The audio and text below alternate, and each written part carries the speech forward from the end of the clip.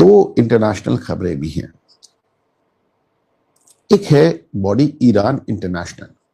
Iran international Iran سے باہر گئے ہوئے ایرانیوں کا ایک سموہ ہے, ایک این جی او ہے جس میں امریکی نہیں ہے, روسی نہیں ہے, کیول ایرانی.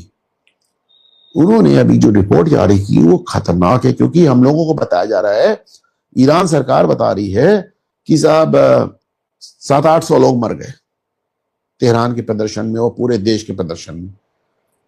ایران انٹرنیشنل نے دعویٰ کیا ہے کہ 12,000 لوگوں کا قتل ہو چکا 17 دن میں. 17 دن میں انہوں نے کہا 12,000 لوگ مار ڈالے گئے.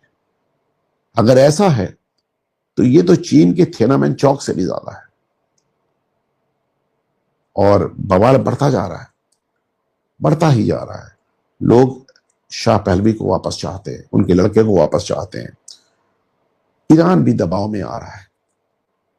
ڈونلڈ ٹرمپ نے کہا تھا کہ اگر ایران میں گولی چلی تو ہم ایران پر حملہ کر دیں گے. 17,000 لوگ مر گئے صاحب. اب دو چیزیں. پہلا تو میرا سوال یہ ہے, آپ ایران سرکار کہہ رہا ہے 5,000 لوگ مرے, 800 لوگ مرے, آپ کہہ رہے ہیں 17,000 مر گئے, 12,000 مر گئے.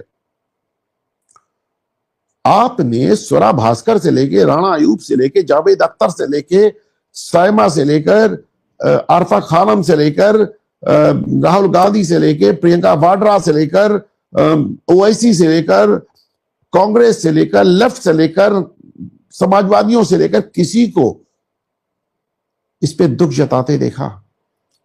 5,000 کلومیٹر دور غازہ پہ حملہ ہوتا تو سب کی چھاتی پڑ جاتی, بیان کی بھرمار لگ جاتی تھی, پوسٹ کی بھرمار لگ جاتی تھی.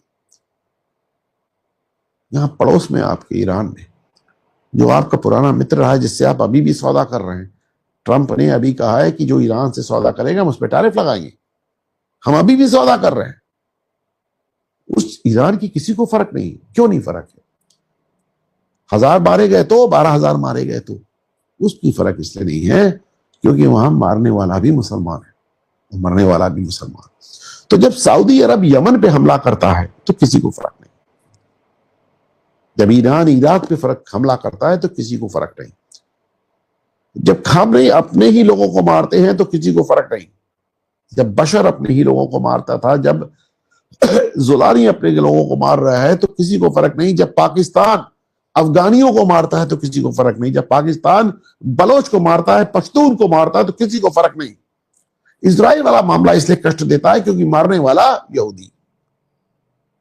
یہاں پر ایک مسلم کی ہتیا ہو جائے تو بوال اس لیے ہوتا ہے کیونکہ مارنے والا ہندو ہے. اگر مسلمان کو مارے تب کوئی دقت نہیں. اور دیکھیں باقی جگہ تو اکی دکی گھٹنائیں ہوتی ہیں. حقیقت یہ ہے کہ سب سے زیادہ یدھ اگر کہیں دنیا میں رک ہی نہیں رہا ہے 1000 سال سے تو اسلامی دنیا ہے. یہاں کوئی اور ہے ہی نہیں, صرف مسلمان ہیں.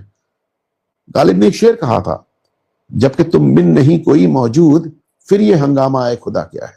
جب تمہارے علاوہ کوئی موجود نہیں تب کس بات کا ہنگامہ ہے؟